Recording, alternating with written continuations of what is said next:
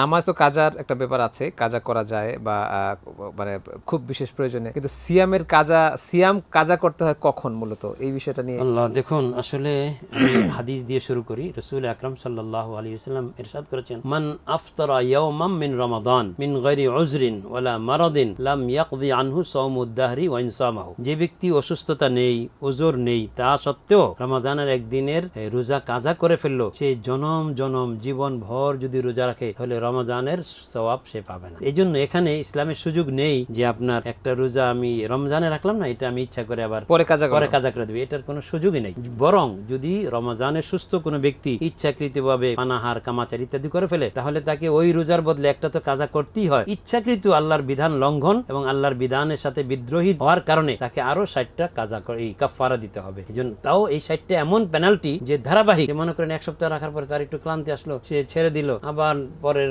সপ্তাহ থেকে শুরু করলো যে এই সপ্তাহ আছে 60টার মধ্যে এই সপ্তাহটা বাদ গেল 7 দিন, বাকি 43 দিন আমি পালন করলাম, এমন নেই। এবারে কন্টিনিউয়াসলি উইদাউট এনি স্টপ, কোন রকম বিরতিহীন ছাড়া একেবারে শাস্তি স্বরূপ তাকে 60টা এক নাগারে করতে হবে।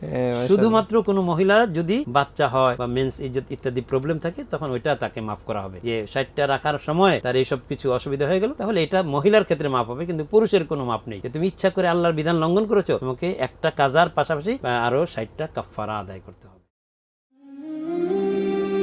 হেভেন টিভি, জান্নাতি আহ্বানী প্রতিক্ষণ।